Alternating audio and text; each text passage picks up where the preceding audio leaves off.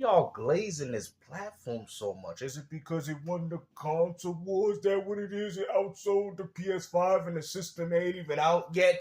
Is this what we doing, man? What happened to the days when gaming content creators used to explain the in and outs as to what's really going on with the hardware as well as the video games? I mean, you want to go as far to say that you're impressed with this platform, and to be honest with you, it all looks entirely the same. Oh, look at that! They got magnets on the sides. Nintendo Switch 2. Wow. It looks really good. And you know what's even more funny? Y'all gonna be sitting here calling me a PlayStation pony. He's a pony. He hates the Nintendo Switch because he's a PlayStation pony. Go ahead with the narratives. Like I said, man, it's so funny that every time you have some form of criticism in regards to a platform, you're a hater to the next device. You know what I mean? I will no longer, like, if I start bashing Xbox, I'm a pony. If I start bashing Nintendo, I'm a pony or an Xbox or an Xbot. If I bash PlayStation, I'm an Xbox fanboy or a Nintendo. This is how you guys operate, man. I told you guys, I'm a rational gamer, and we're going to speak volumes as to what's really going on here with the Nintendo Switch. So we have our first look at a game, and of course it's Mario Kart, because Mario Kart is still the top-selling game ever on the Nintendo Switch. Yeah, too bad the PlayStation 5's top-selling games ain't nothing but third-party. So it's magnetic instead of... Bro, there's no magnet, bro. You can clearly see a clip hanging out the side of it, bro. What are you talking about, magnetic? Instead of click on, click off. 2025 plays Nintendo Switch 2 games as well as Nintendo Switch games. Nintendo Switch plays both physical and digital Nintendo Switch games. So... full backwards compatibility. What are you talking about, bro? It says right there. You read the top, you read the first line, and then you stopped after the second one? What are you talking about? It says certain Nintendo Switch games may not be supported on or fully compatible with the Nintendo Switch 2. How is that fully backwards compatible, bro? Should we rewind that? Because I know I'm not going crazy. Nintendo Switch games. Nintendo Switch plays both physical and digital Nintendo Switch games. So, full backwards compatibility. Bro, now I'm starting to think you guys can't even read, bro. Where does it say fully backwards compatible? It says may not be supported on or fully compatible. It says it right there.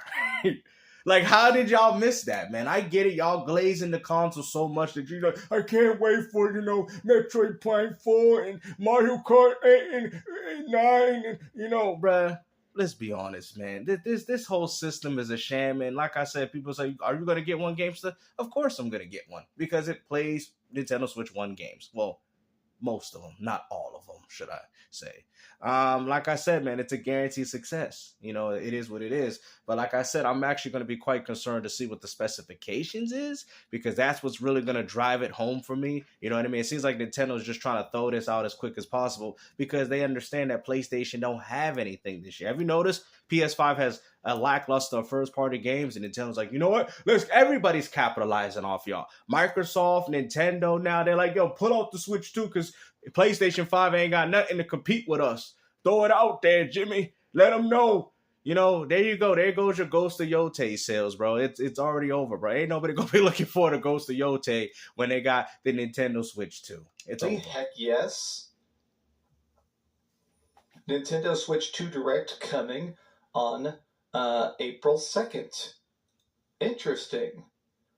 Well, I wanted to look at some other stuff here too, because honestly, even that first thing there, this seems very promising to me. Oh, really? It looks exactly the same as the previous Switch. And even the gameplay that they showed, which probably is more likely Mario Kart 9, let's be honest, guys. That's not that impressive. Let's keep it 100, man. I know, like I said, I'm not saying that the power may or may not be there.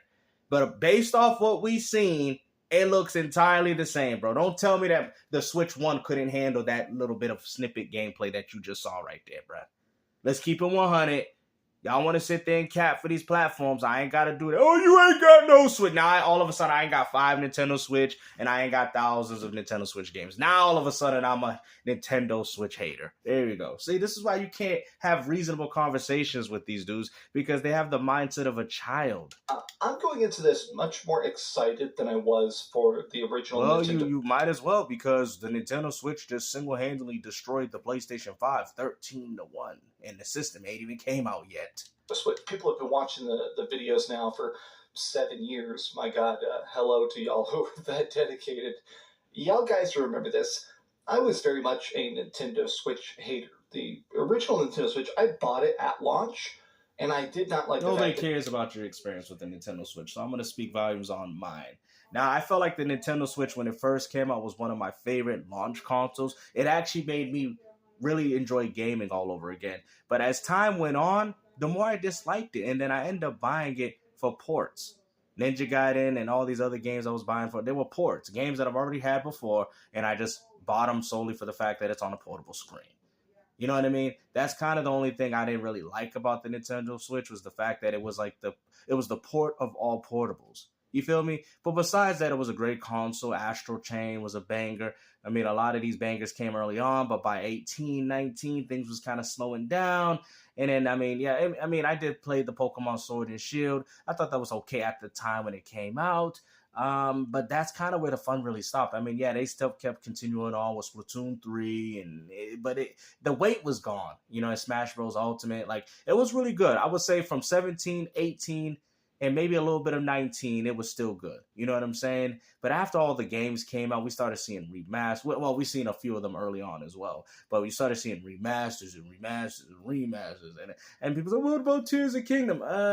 Honestly, it did not have the same feeling as Breath of Wild. I still think Breath of Wild is a better game than Tears of Kingdom. It just plays more profoundly. Well, that don't make no sense, games. That got more features than that game. And matter of fact, it's in the same Hyrule. How could you like that one? Because it was a much more concrete and a much more foundational game. See, the problem is with Tears of Kingdom, they add all this Banjo-Kazooie crap, stuff that nobody wanted. It's so funny that y'all give Nintendo credit for copying a mechanic from a Microsoft game called Banjo-Kazooie Nuts and Bolts.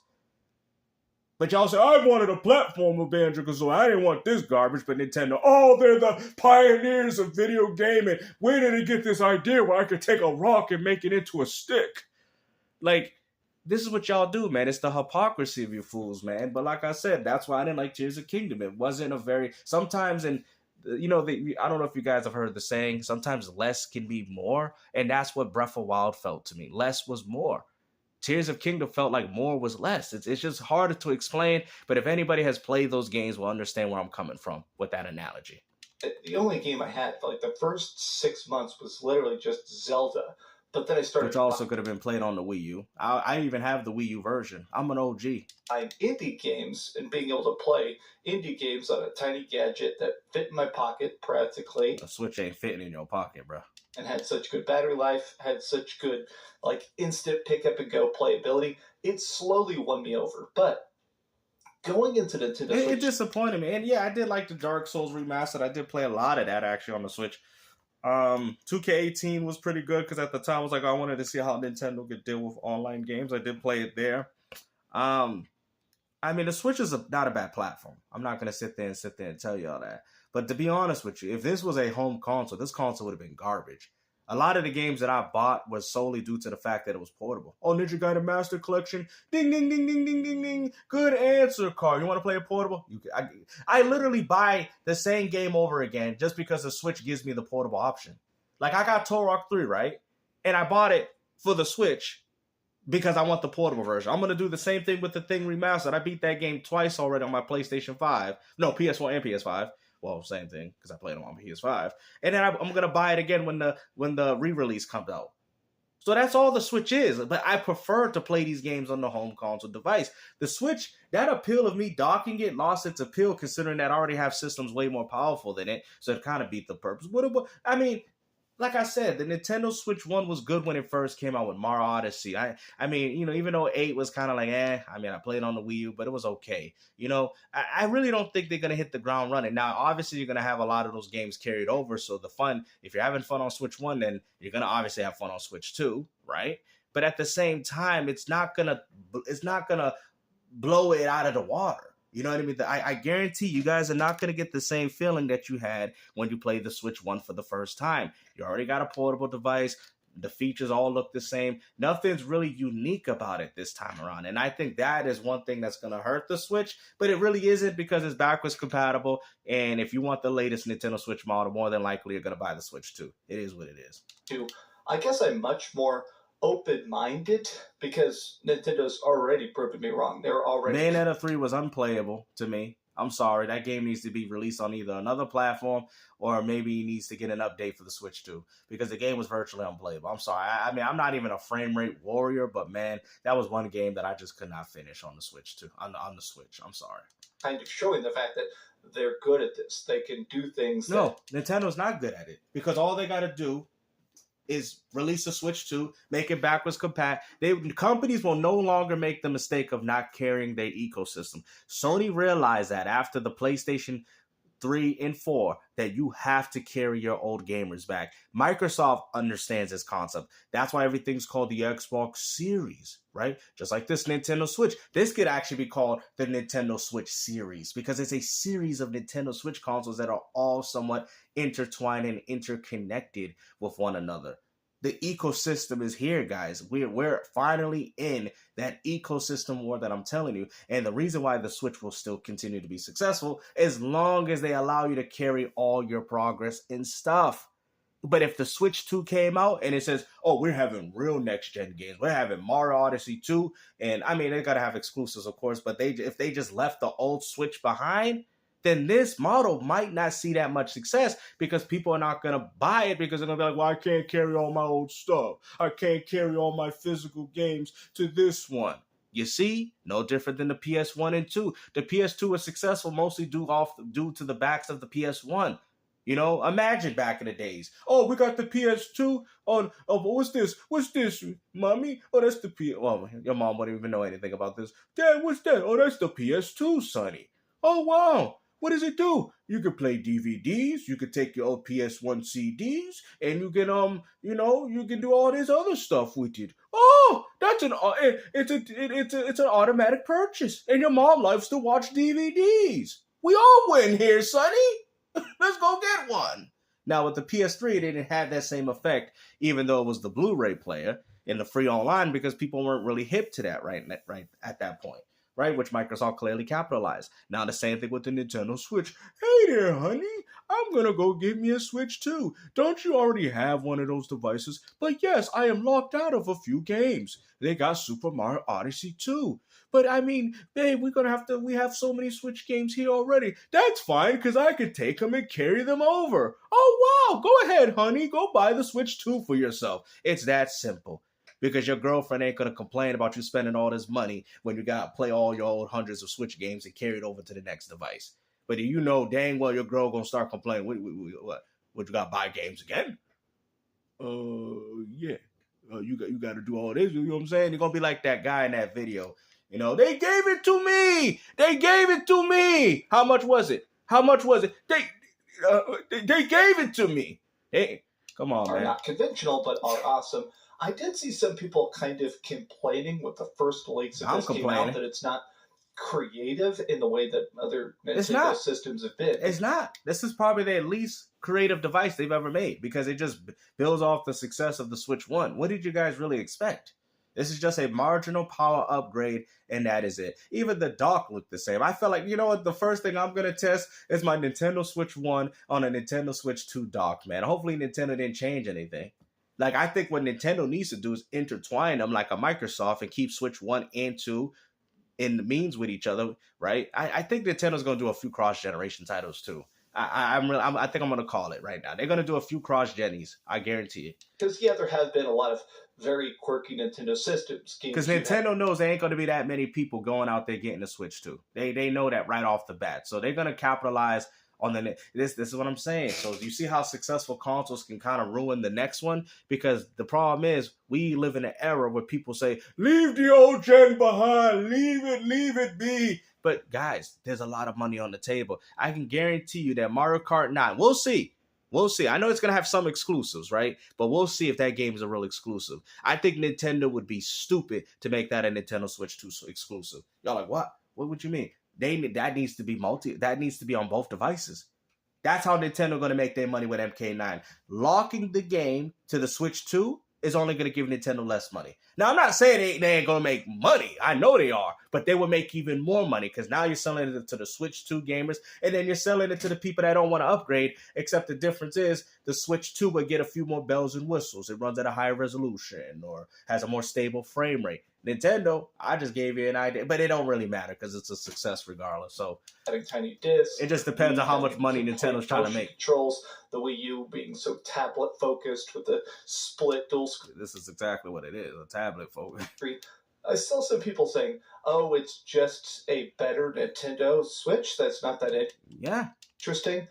I think this is the smart move because of course but this is the problem that gamers have in the community is that all these so-called quote unquote smart moves don't help benefit the gamers.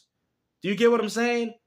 This is not beneficial really to us, bro. And as much as I like I said, y'all like, oh, you gonna buy it though? Of course I'm gonna buy it because it plays the Switch 1. But if you told me that it doesn't play Switch 1, I'm not buying this crap.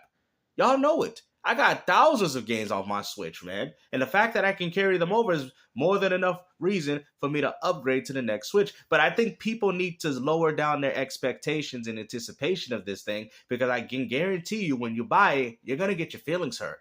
You're going to get your feelings hurt. You're going to see them doing a lot of cross-generation titles, and then you're going to ask yourself as a Nintendo fan, where's the games? Where they out here doing cross-genning. This is no different than the PS4 and 5. Watch. I can guarantee you, because Nintendo ain't going to be leaving all that money on the table. You'll be a fool if you think Nintendo's going to completely abandon the Switch 1 in favor of the 2. What's going to end up happening, they're going to try to slowly get you there. That's the idea. They're not going to just sit there and say, we make a Switch 2, completely abandon the Switch 1. Companies are still going to make games for the Switch 1. They still is. Which are also going to probably be playable on this. Bro, they created the ecosystem. Not just that it's safe. The days of leaving old stuff behind is over. You know, when you upgrade to a Xbox and you get the 360 and you forget about the old games, those days is over. Companies understand the importance of carrying your catalog now. They understand it. That's probably why Steam has been so successful because of that. Nintendo has created a totally separate market here where they've made portable gaming and home gaming come together in a way that nobody has ever fully obtained. What? Oh my God. Don't tell me he just said this, bruh. Bro, y'all, I swear, bro. Ready? Oh man, hold on. I gotta rewind this. Hold on. Created a totally separate market here where they've made portable gaming and home gaming come together in a way that I swear, people that are real gamers already know why I'm doing this. The real gamers know, but I'm gonna come out with the answer. What are you talking about? Sega did it with the Game Gear. Sega did it with the Sega Nomad, where you could play 16-bit home console games. Matter of fact, you could even take the Genesis cartridge and put it in the portable. And you out here giving Nintendo credit. Matter of fact, let's talk about the PSP, where you could play home consoles. You could play portable games. Matter of fact, let's talk about the PSP because I know my history. Let's talk about the PSP playing PS2 level style of games, right? On a portable device, and on top of the fact that you can put it on your TV. What are you talking about, bro? What market are you talking about? Now, you can say that Nintendo's probably been the most successful. Nobody's going to argue that. But to sit there and say that Nintendo did it first, and you ain't even going to mention Sega when you got a freaking Dreamcast hat on your head, man, I'm calling you out for this. You bum.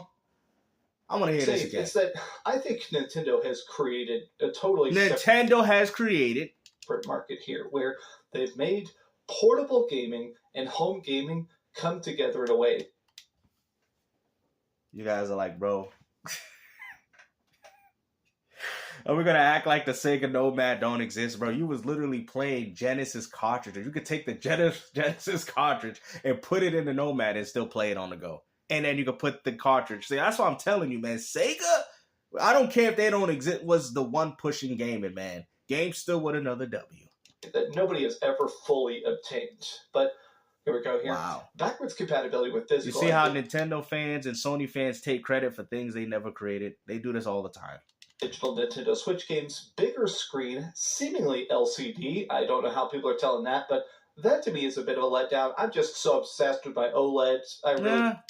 It makes sense because LCD's not going to sit there and get battered.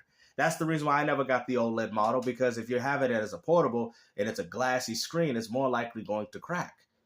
An OLED, if I had an OLED, I would only keep it on the TV docked. I would never use it. I would prefer the LCD because if you drop it, well, it's not gonna ding up that much. Wish I had.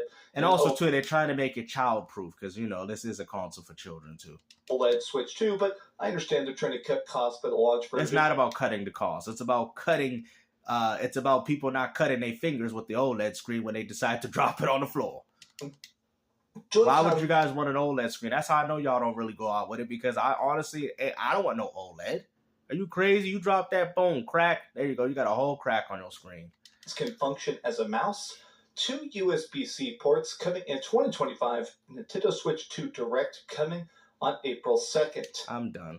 Hopefully you guys enjoyed this video, man. Everybody's glazing this Nintendo Switch Direct. Like I said, man, I'm going to give you my honest opinion.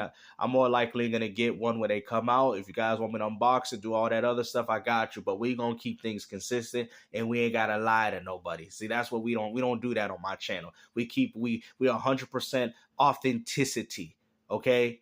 Like I said, I told you guys I'm a consistent gamer. That's what I do, bro. I'm not going to sit there and glaze it. I know it's going to be better than the PS5. Well, financially, we know that, but still, I don't need to glaze it. I don't need to sit there and say it's any more than what it is. Let's keep the emotions out of it, because the problem is with emotions, it impacts your logic and reasoning and thinking. That's why I don't do. That's why if you notice, I don't get emotional. Oh, you see Player Essence on his knees.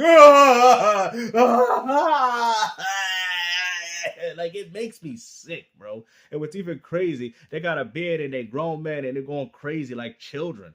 It's so funny. You got grown men making videos talking about the Switch 2, but they ain't not one kid talking about it, because you know why? No kid wants this garbage. They're too busy playing Fortnite. You know what I'm saying? But hopefully you guys enjoyed this video, man. Like I said, the Nintendo Switch to the real gamers is not going to be that impactful as people are making it seem. Let's go.